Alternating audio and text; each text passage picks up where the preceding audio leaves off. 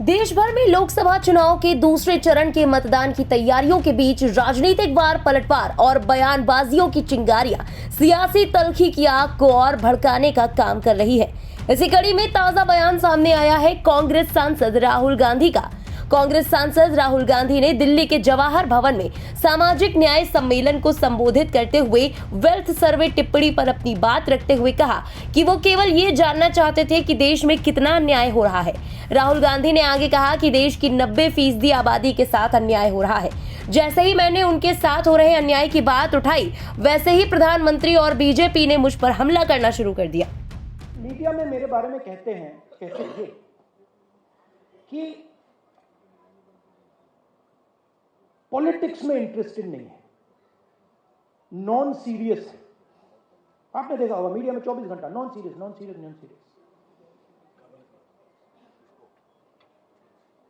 MNREGA non serious, जमीन अधिग्रहण bill non serious, Niyamgiri non serious, Bhatta Parsaul non serious, Amitabh Bachchan, Aishwarya Rai, Virat Kohli serious.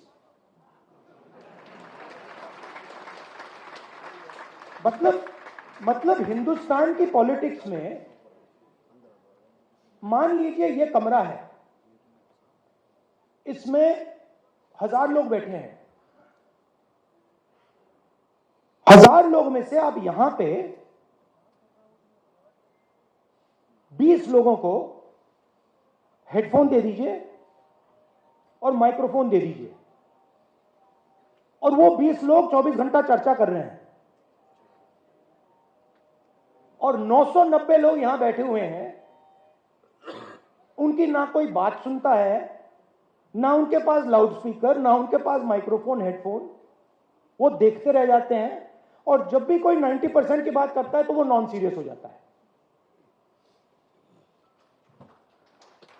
तो मैंने शुरू किया, मैंने कहा देखता हूं ये जो लोग कह रहे हैं नॉन सीरियस, इनकी कंपनीज में इनके स्टेक होल्डर्स कौन है, इनके जो बड़े बड़े पत्रकार हैं, जो एंकर्स हैं। मैंने इनके नाम निकालने शुरू किए। 95% का इनमें एक है ही नहीं, एक ओबीसी नहीं है, एक ओबीसी एंकर नहीं है हिंदुस्तान में।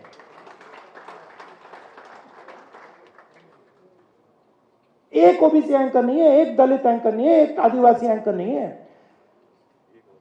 सारी की सारी कंपनियों के लिस्ट में 90% से एक मालिक है ही नहीं। तो लाउड स्पीकर आपके हाथ में ही नहीं है, और अगर लाउड स्पीकर आपके हाथ में नहीं है तो जो भी आप बोलोगे वो नॉन सीरियस।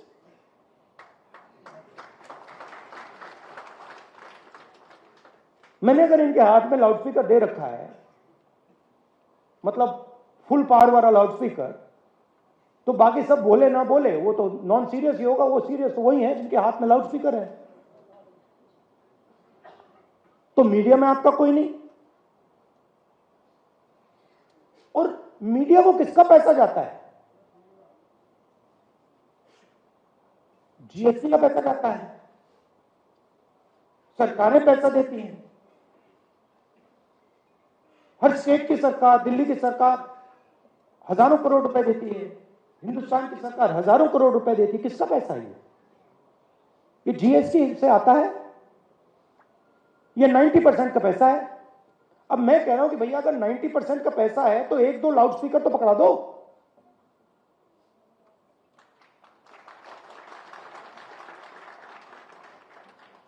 उसके बाद मैंने कहा ठीक है, मीडिया में कोई नहीं तो जुडिशरी को देखते हैं। 650 हाईकोर्ट जजेस हैं, 90% आबादी के पास 650 में से 100, और वो भी छोटे छोटे। और जब तक आप सुप्रीम कोर्ट में पहुंचोगे खत्म। चलिए बड़ी बड़ी कंपनियों को देखते हैं। 200 सबसे बड़ी कंपनियां हिंदुस्तान में, उनके मालिकों की लिस्ट निकालो। 16 लाख करोड़ रुपए, 16 लाख करोड़ रुपए उन 200 में से 25 लोगों को नरेंद्र मोदी ने दिया है।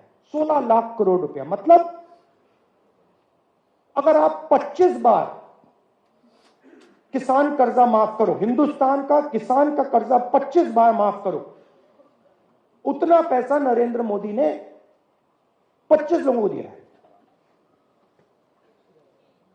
200 में से एक ओबीसी नहीं, एक दलित नहीं, एक आदिवासी नहीं।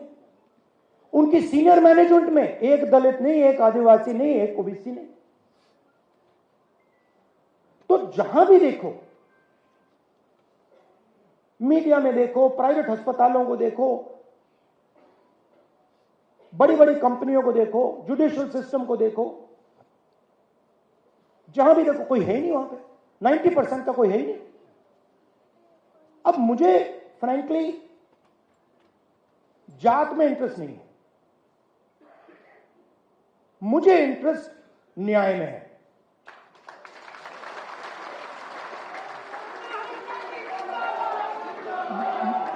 मैं सिर्फ ये कह रहा हूं कि हिंदुस्तान में आज 90% के साथ अन्याय हो रहा है, भयंकर अन्याय हो रहा है। अब मैंने ये भी नहीं कहा, आज तक मैंने ये भी नहीं कहा कि हम कोई एक्शन लेंगे। मैंने सिर्फ ये कहा है कि देखिए, ये पता लगाते हैं कि कितना अन्याय हो रहा है। इसका तो कोई इतराज नहीं होना चाहिए। अगर आपको चोट लगे और मैं आपसे कहूं, भैया शांत हो जाए जरा, और मैं आपसे कहूं कि देखिए इनको चोट लगी है, एक्सरे करा लीजिए, तो एक्सरे से किसी को इतराज तो नहीं होना चाहिए ना।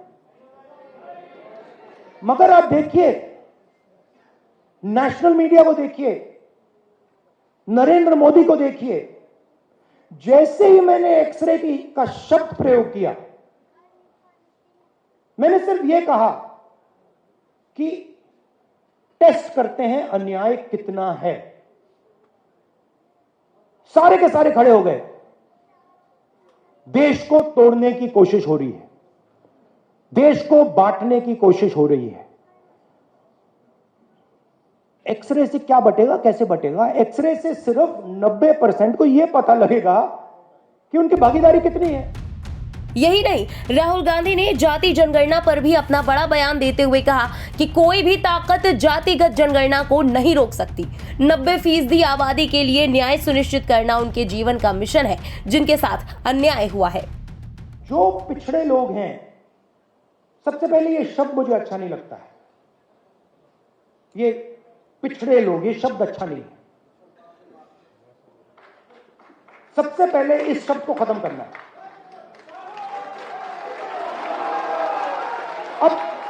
अब इसका मतलब क्या है? देखिए, आपको यह समझना है कि आपके साथ किया क्या गया है। ये जो पूरी मूवमेंट है ना बीजेपी वाली, इसका मिशन आपकी हिस्ट्री को मिटाने का है कि आप लोग अपनी हिस्ट्री ना पहचानो और ना समझो। तो एक प्रकार से आपको बीते हुए समय से काट दिया गया है। यह हुआ है आपके साथ, और आपकी हिस्ट्री है। आपकी हिस्ट्री फूले जी हैं, अंबेडकर जी हैं, नहीं, अंबेडकर जी हैं, मगर वो बहुत चुने हुए लोगों की हिस्ट्री है, 2, 3, 4 लोगों की हिस्ट्री है। मगर एक्चुअली फूले जी जैसे करोड़ों लोग थे जिन्होंने अपनी पूरी जिंदगी 24 घंटा अपना खून पसीना दिया, मगर उनकी कोई बात ही नहीं करता है। तो जो आपकी हिस्ट्री जो आपकी हिस्ट्री है, जिसको मिटाया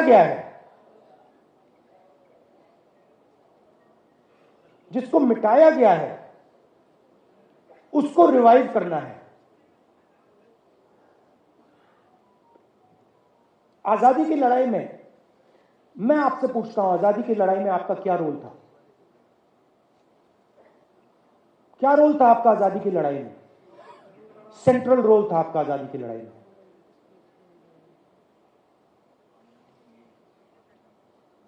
आजादी की लड़ाई पिछड़ा वर्ग, दलित, आदिवासी, इन सब ने लड़ी, मगर कोई मेंशन ही नहीं। माइनॉरिटी भी। तो मेरा कहना है कि जब तक हम आपकी हिस्ट्री को रिवाइव नहीं करेंगे, जब तक आपकी एक बार फिर जड़ नहीं लगेगी, हिस्टोरिकल जड़ नहीं लगेगी, तब तक यह लड़ाई नहीं लड़ी जा सकती। मगर यह एक बात समझ लीजिए कि जो मैंने आपसे पहले कहा, यह मेरे लिए राजनीति नहीं है, यह मेरे लिए लाइफ मिशन को छोड़ने वाला नहीं हूं मैं। और मैं गारंटी करके कह रहा हूं, जो कांचा जी ने कहा, आप लिख लो, जाति जनगणना को कोई शक्ति नहीं रोक सकती है। और जितना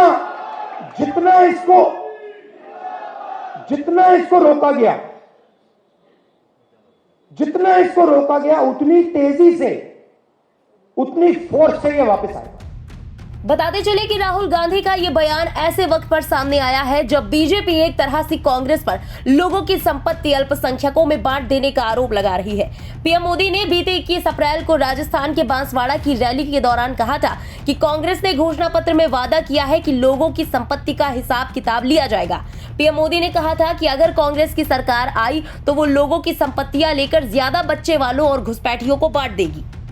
बता दें कि बीती 5 अप्रैल को कांग्रेस का घोषणा पत्र जारी करते हुए राहुल गांधी ने कहा था कि अगर कांग्रेस सरकार आई तो एक सर्वे कराया जाएगा और पता लगाया जाएगा कि किसके पास कितनी संपत्ति है। बहरहाल अब देखना होगा कि इस मुद्दे पर आगे और क्या प्रतिक्रियाएं सामने आती हैं और चुनाव के नतीजों पर इसका क्या असर देखने को मिलता है। ब्यूरो रिपोर्ट, इंडिया पब्लिक खबर। इस पूरी खबर पर आपका क्या कहना है, कमेंट सेक्शन में लिखकर अपनी राय जरूर बताएं। बने रहें इंडिया पब्लिक खबर के साथ।